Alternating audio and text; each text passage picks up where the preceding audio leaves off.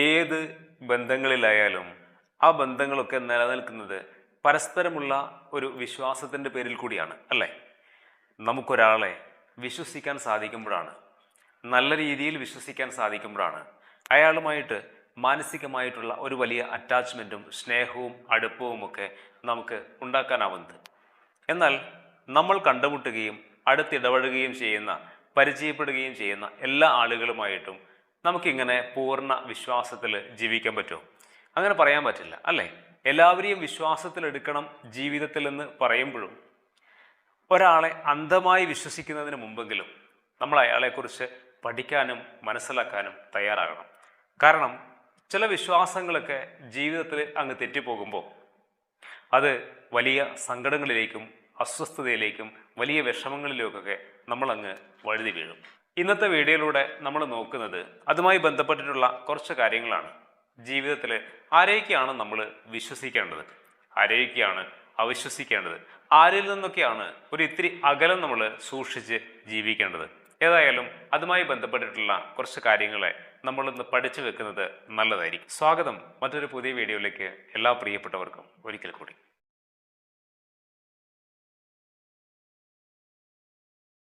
ഇതിൽ ആദ്യം പറയാനുള്ളത്, നമ്മൾ ഇടപഴകുന്ന ആളുകൾ, അത് സൗഹൃദങ്ങളിലാവട്ടെ, ജോലി ഇടങ്ങളിലാവട്ടെ, അങ്ങനെ എവിടെയും ആവട്ടെ, ചില ആളുകളെ നമ്മൾ കണ്ടിട്ടുണ്ടാവും. ഭയങ്കര സ്വാർത്ഥതയുള്ള ആളുകളായിരിക്കും, അല്ലേ? അവനവൻ്റെ കാര്യങ്ങൾക്ക് അമിത പ്രാധാന്യം നൽകുന്ന വളരെ സ്വാർത്ഥരായിട്ടുള്ള ചില ആളുകൾ നമ്മുടെയൊക്കെ ജീവിതത്തിൽ അല്ലെങ്കിൽ നമ്മുടെയൊക്കെ ചുറ്റുവട്ടങ്ങളിൽ നമ്മൾ ഇടപഴകുന്ന ആളുകളുടെ കൂട്ടത്തിൽ ഉണ്ടായിരിക്കും. അങ്ങനെയുള്ള ആളുകളിൽ നിന്ന് ഒരിത്തിരി അകലം സൂക്ഷിക്കുന്നത് നല്ലതാണ്. അവരെ നമുക്ക് അത്രയധികം അങ്ങ് വിശ്വാസത്തിലെടുക്കാൻ പറ്റില്ല എന്നുള്ളതാണ്. കാരണം അവരവൻ്റെ സ്വാർത്ഥമായ താല്പര്യങ്ങൾക്ക് മുൻതൂക്കം കൊടുക്കുമ്പോൾ മറ്റുള്ളവരുടെ ജീവിതത്തിൽ എന്ത് സംഭവിച്ചു കഴിഞ്ഞാലും അവർക്കത് പ്രശ്നമായിരിക്കില്ല.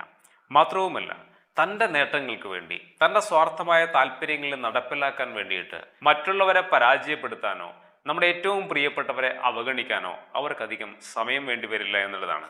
അതുകൊണ്ട് നമ്മുടെ ചുറ്റുവട്ടങ്ങളിൽ നമ്മൾ ഇടപഴകുന്ന ആളുകളിൽ വളരെ സ്വാർത്ഥരായിട്ടുള്ള ആളുകളുണ്ട് എന്ന് തോന്നിക്കഴിഞ്ഞാൽ അവരിൽ നിന്ന് നമ്മളൊരു അകലം സൂക്ഷിക്കുക, അവരെ അത്രയധികം അങ്ങോട്ട് വിശ്വാസത്തിൽ എടുക്കാതിരിക്കുക എന്നുള്ളതാണ് ഒന്നാമത്തെ കാര്യം. ഇനി പറയാനുള്ള രണ്ടാമത്തെ കാര്യം, രഹസ്യം സൂക്ഷിക്കാൻ അറിയാത്ത ആളുകളെയും നമ്മൾ വിശ്വസിക്കാൻ പാടില്ല എന്നുള്ളതാണ്.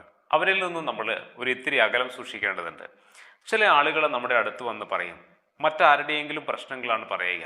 എല്ലാം പറഞ്ഞതിന് ശേഷം അവർ നമ്മളോട് ഒരു കാര്യം പറയും, ഈ കാര്യം നീ ആരോടും പറയരുത്. അയാൾ എന്നോട് ആരോടും പറയരുത് എന്ന് പറഞ്ഞിട്ട് പറഞ്ഞ കാര്യമാണ്, നിന്നോടായതുകൊണ്ടാണ് ഞാനിത് പറയുന്നത് എന്ന്. അങ്ങനെയുള്ള ആളുകളെ നമുക്ക് എങ്ങനെയാണ് വിശ്വസിക്കാനാവുക? നാളെ നമ്മുടെ സ്വകാര്യതകൾ വേറെ ആരോടും പറയില്ല എന്ന് എന്താണ് ഇത്രയും ഉറപ്പ്? നമ്മൾ ആലോചിക്കേണ്ടത്, എല്ലാ മനുഷ്യനും അവനവൻ്റേതായിട്ടുള്ള സ്വകാര്യതകളുണ്ട്. അത് വ്യക്തിപരമാവാം, കുടുംബപരമാവാം, അങ്ങനെ എന്തു തന്നെയുമാവാം. അത് നമ്മൾ ആരോടെങ്കിലും ഷെയർ ചെയ്യുന്നുണ്ടെങ്കിൽ അതൊരു വിശ്വാസത്തിൻ്റെ പുറത്താണ് നമ്മൾ ഷെയർ ചെയ്യുന്നത്. എന്നാൽ ആ വിശ്വാസം തെറ്റുന്നിടത്ത് പിന്നെ എങ്ങനെയാണ് നമുക്ക് അയാളെ ജീവിതത്തിൽ ചേർത്ത് പിടിക്കാനാവുക? അതുകൊണ്ട് രഹസ്യങ്ങൾ സൂക്ഷിക്കാൻ അറിയാത്ത ആളുകളെയും നമ്മൾ വിശ്വസിക്കാൻ പാടില്ല. അവരിൽ നിന്നും നമ്മൾ ഒരു ഇത്തിരി അകലം സൂക്ഷിക്കേണ്ടതുണ്ട്. ഇനി പറയാനുള്ള മൂന്നാമത്തെ കാര്യം, എപ്പോഴും കുറ്റം പറയുന്ന ചില ആളുകളുണ്ട്. നമ്മുടെ അടുത്ത് വന്നിട്ട് മറ്റുള്ളവരുടെ കുറ്റങ്ങൾ ഇങ്ങനെ പറഞ്ഞുകൊണ്ടേയിരിക്കുന്ന ആളുകൾ. സംസാരിക്കാൻ ഒരുപാട് നല്ല കാര്യങ്ങളും നല്ല വിഷയങ്ങളും ഉണ്ടായാലും അവരെ മറ്റുള്ളവരെ കുറിച്ച് കുറ്റം പറയുന്നതിലാണ് ഒരു ആത്മസംതൃപ്തിയും സന്തോഷമൊക്കെ കണ്ടെത്തുക. ഇങ്ങനെ എപ്പോഴും കുറ്റം പറയുന്ന ആളുകളെ സംബന്ധിച്ച് സൈക്കോളജിക്കലായിട്ടുള്ള ഒരു വശമുണ്ട്. മറ്റുള്ളവരെക്കാൾ കുറ്റങ്ങളും കുറവുകളുമുള്ള ആളുകളായിരിക്കും എപ്പോഴും കുറ്റം പറയുന്ന ആളുകൾ. ഈ കുറ്റങ്ങൾ മറച്ചു പിടിക്കാൻ വേണ്ടിയോ അല്ലെങ്കിൽ തൻ്റെ കുറ്റങ്ങളൊന്നും വലുതല്ല എന്ന ഒരു ഓർമ്മപ്പെടുത്തലിനോ അല്ലെങ്കിൽ സ്വയം ഒരു ബോധ്യപ്പെടലിനോ വേണ്ടിയിട്ടുള്ള ഒരു ആത്മസംതൃപ്തിക്ക് വേണ്ടിയിട്ടുള്ള കാര്യമായിട്ടാണ് പലപ്പോഴും ഈ കുറ്റം പറയുന്ന ഒരു സ്വഭാവം അവർ കൊണ്ടു നടക്കുന്നത്.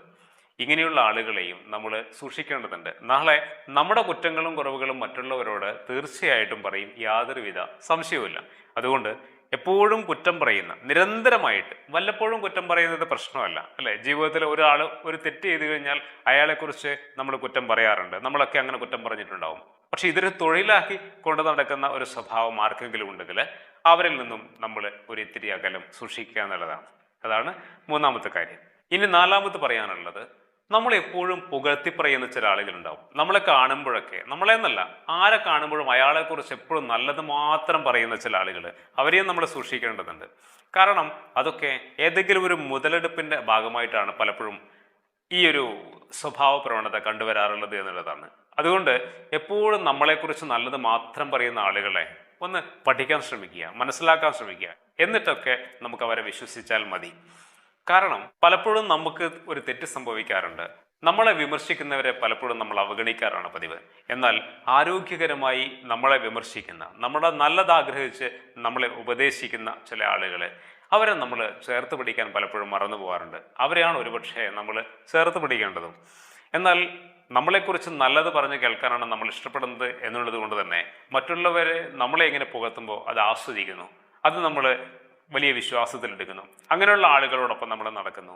അങ്ങനെയല്ല, നമ്മുടെ ജീവിതത്തിൽ നല്ല മാറ്റങ്ങൾ ആഗ്രഹിച്ച് ആത്മാർത്ഥമായിട്ട് ആരോഗ്യകരമായി വിമർശിക്കുന്ന ആളുകൾ നമ്മുടെ ചുറ്റുവട്ടത്തുണ്ടെങ്കിൽ അവരെ എതിർക്കുകയോ അവഗണിക്കുകയോ അല്ല, അവരെയാണ് നമ്മൾ ചേർത്ത് പിടിക്കാൻ ശ്രമിക്കേണ്ടത് എന്നുള്ളതാണ് പ്രധാനപ്പെട്ട 4ാമത്തെ കാര്യം.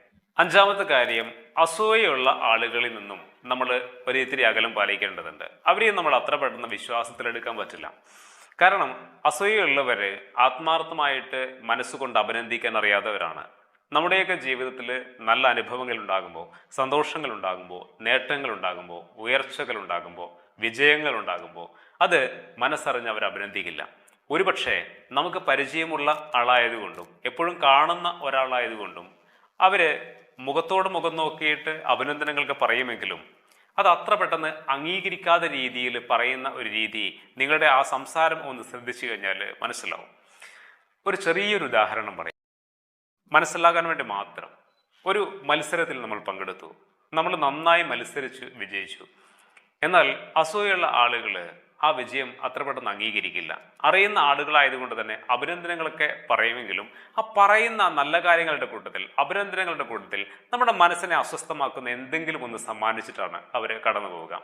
ഒരുപക്ഷെ നമ്മുടെ ഓപ്പോസിറ്റ് മത്സരിച്ച വ്യക്തി ഇന്നത്തെ ദിവസം എന്തുകൊണ്ടോ അവർക്ക് നന്നായിട്ട് പെർഫോം ചെയ്യാൻ പറ്റാതെ കൊണ്ടാണ്, അല്ലെങ്കിൽ എന്തോ പരിക്കോ കാര്യങ്ങളോ അവർക്കുണ്ട്, അതുകൊണ്ടാണ് നല്ല രീതിയിൽ മത്സരിക്കാൻ പറ്റാത്തത്, അല്ലെങ്കിൽ നീ ബുദ്ധിമുട്ടിയെന്നെ എന്നൊക്കെ പറഞ്ഞ് നമ്മൾ നേടിയ വിജയത്തെ ഒന്ന് താഴ്ത്തിക്കിട്ടാൻ ശ്രമിക്കുന്ന ഒരു പ്രവണത അസൂയുള്ള ആളുകളുടെ കാര്യത്തിൽ ഉണ്ടായിരിക്കും.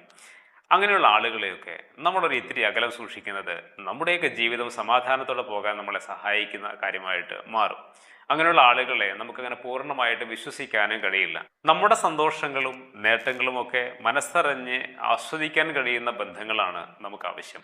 മറ്റുള്ളവരൊക്കെ എങ്ങനെയെങ്കിലുമൊക്കെ നമ്മുടെ പരാജയങ്ങൾ ആഗ്രഹിക്കുന്നവരാണ്. അവരെ നമ്മൾ അത്രയധികം വിശ്വാസത്തിൽ എടുക്കേണ്ടതില്ല എന്നുള്ളതാണ് പ്രധാനപ്പെട്ട 5ാമത്തെ കാര്യം. ഇനി പറയുന്ന 6ാമത്തെ വളരെ പ്രധാനപ്പെട്ട ഒരു കാര്യം, വാക്ക് മാറ്റി പറയുന്ന ആളുകളിൽ നിന്നും നമ്മൾ ഒരു ഇത്തിരി അകലം സൂക്ഷിക്കേണ്ടതുണ്ട്. അവരെ നമുക്ക് ഒരിക്കലും വിശ്വാസത്തിലെടുക്കാൻ പറ്റില്ല എന്നുള്ളതാണ് പ്രധാനപ്പെട്ട ഒരു കാര്യം.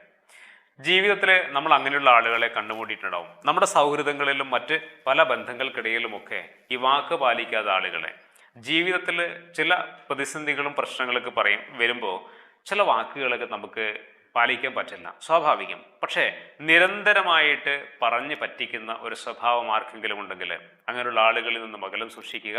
അങ്ങനെയുള്ള ആളുകളെ നമുക്ക് വിശ്വാസത്തിലെടുക്കാൻ പറ്റില്ല. ഒരു പക്ഷേ നമുക്ക് നാളെ രാവിലെ ഒരു യാത്ര പോകാനുണ്ട്, അർജൻറ്റായിട്ടുള്ള ഒരു യാത്രയാണ്, ഒറ്റയ്ക്ക് പോകാൻ പറ്റില്ല. നമ്മളൊരാളെ വിളിക്കുന്നു, ആ വിളിച്ച് ഇയാളെ വരാമെന്ന് ഏൽക്കുകയും ചെയ്യുന്നു. പിറ്റേ ദിവസമായപ്പോൾ ആളെ കാണുന്നില്ല, വിളിച്ചിട്ട് ഫോണ് കിട്ടുന്നില്ല. കുറേ സമയം കഴിഞ്ഞപ്പോൾ എന്തൊക്കെയോ കാരണങ്ങൾ പറഞ്ഞ് അയാൾ ഒഴിഞ്ഞു മാറുന്നു. ആ സമയത്ത് നമ്മൾ ശരിക്കും ഒന്ന് പെടുമല്ലേ? ജീവിതത്തിൽ ചില സന്ദർഭങ്ങളിലൊക്കെ അങ്ങനെയൊക്കെ സംഭവിക്കുമെങ്കിലും നിരന്തരമായി ഇങ്ങനെയുള്ള ഒരു സ്വഭാവം കാണിക്കുന്ന ആളുകളുണ്ടെങ്കിൽ നമ്മൾ അവരെ മനസ്സിലാക്കേണ്ടതുണ്ട്, പരിശോധിക്കേണ്ടതുണ്ട്. മാത്രവുമല്ല, അങ്ങനെയുള്ള ആളുകളായിട്ട് ജീവിതത്തിൽ ഒരിക്കലും നമുക്ക് സാമ്പത്തിക ഇടപാടുകളൊന്നും നടത്താൻ പാടില്ല എന്നുള്ളതാണ്. അങ്ങനെ നടത്തിയാൽ പിന്നീട് വലിയ മാനസികമായ അസ്വസ്ഥതയിലേക്കും സങ്കടങ്ങളിലേക്കും വിഷമങ്ങളിലേക്കൊക്കെ നമുക്ക് പോവേണ്ടി വരും. അതുകൊണ്ട് വാക്ക് പാലിക്കാത്ത ആളുകളാണെന്ന് തിരിച്ചറിഞ്ഞാൽ അവരിൽ നിന്ന് ഒരു ഇത്തിരി അകലം സൂക്ഷിച്ച് അവരെ നമ്മൾ കൈകാര്യം ചെയ്യുക എന്നുള്ളതാണ് പ്രധാനപ്പെട്ട 6ാമത്തെ കാര്യം. ഇനി ഒടുവിൽ പറയാനുള്ളത്, എമ്പതി ഇല്ലാത്തവരെയും നമ്മൾ വിശ്വസിക്കാൻ പാടില്ല എന്നുള്ളതാണ്. അവരിൽ നിന്നും നമ്മൾ ഒരു ഇത്തിരി അകലം പാലിക്കേണ്ടതുണ്ട്. എന്താണ് എമ്പതി എന്ന് പറയുന്നത്? എമ്പതി, സിമ്പതി എന്നൊക്കെ നമ്മൾ കേട്ടിട്ടുണ്ടാവും അല്ലേ? സിമ്പതി എന്ന് പറയുന്നത് സഹതാപമാണ്. ഒരു ചെറിയൊരു ഉദാഹരണം പറഞ്ഞാൽ, നമ്മുടെ വീട്ടിലോ അല്ലെങ്കിൽ നമ്മൾ കണ്ടിട്ടുണ്ടാവും, ഈ യാചകരൊക്കെ കണ്ടിട്ടില്ലേ, എന്തെങ്കിലും തരുമോ എന്നൊക്കെ ചോദിച്ചിട്ട് നമ്മുടെ മുന്നിലേക്ക് വരാറുണ്ട്. ആ സമയത്ത് നമ്മൾ എന്തെങ്കിലും കൊടുക്കും, അല്ലെ ചില്ലറ പൈസയോ അങ്ങനെ എന്തെങ്കിലും കൊടുക്കുമായിരിക്കും. അത് അവരോടുള്ള ഒരു സഹതാപത്തിന്റെ പേരിലാണ്. എമ്പതി അങ്ങനെയല്ല. എമ്പതി മറ്റുള്ളവരുടെ മനസ്സറിഞ്ഞ് അവരുടെ ഒപ്പം നിൽക്കുന്ന ഒരു മനോഭാവത്തിനാണ് നമ്മൾ എമ്പതി എന്ന് പറയാം. അതായത് നമുക്ക് ഒരുപാട് വിഷമങ്ങൾ ഉണ്ടാവും, കുഞ്ഞു കുഞ്ഞു വിഷമങ്ങളായിക്കോട്ടെ, നൂറുകണക്കിന് കുഞ്ഞു കുഞ്ഞു വിഷമങ്ങൾ നമ്മുടെയൊക്കെ ജീവിതത്തിലേക്ക് കടന്നു വരും. ഇപ്പോൾ ഒരു ഇൻ്റർവ്യൂവിന് പോയിട്ട് നമ്മൾ ഫെയിലായി, ഒരു പരീക്ഷ എഴുതി ഫെയിലായി, നമ്മളിപ്പോൾ ഒരു കുറച്ച് പൈസയൊക്കെ ലോണിന് അപ്ലൈ ചെയ്തു, ബാങ്കിൽ കുറേ ഓടി, പക്ഷേ കിട്ടിയില്ല. ഇങ്ങനെ നൂറുകണക്കിന് കാര്യങ്ങൾ നമ്മുടെയൊക്കെ ജീവിതത്തിലുണ്ടാവും, നമ്മളെ വിഷമിപ്പിക്കുന്ന, നമ്മുടെ മനസ്സിനെ വല്ലാതെ അസ്വസ്ഥതയിലേക്ക് തള്ളിയിടുന്ന കാര്യങ്ങളായിട്ട്.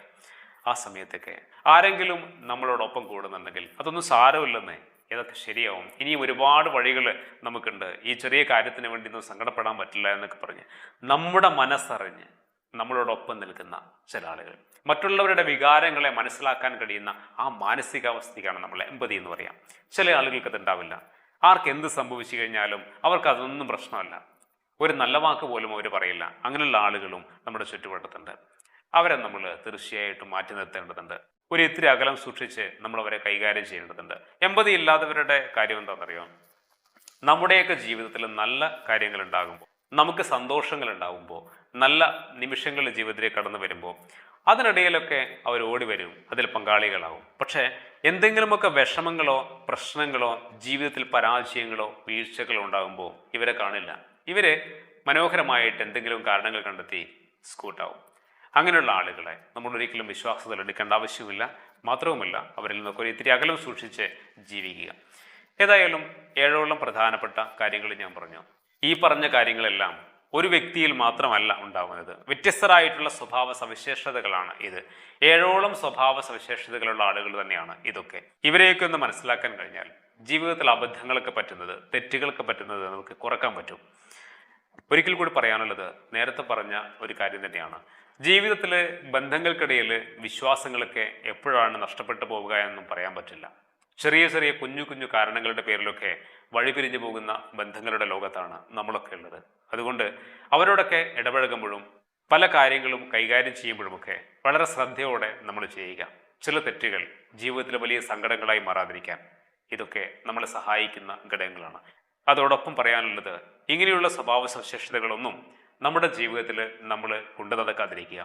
മറ്റുള്ളവർക്ക് കണ്ണടച്ച് വിശ്വസിക്കാൻ കഴിയുന്ന ഒരാളായിട്ട് നമുക്കും മാറാനാവട്ടെ. മറ്റൊരു പുതിയ വീഡിയോയിൽ നമുക്ക് വീണ്ടും കാണാം.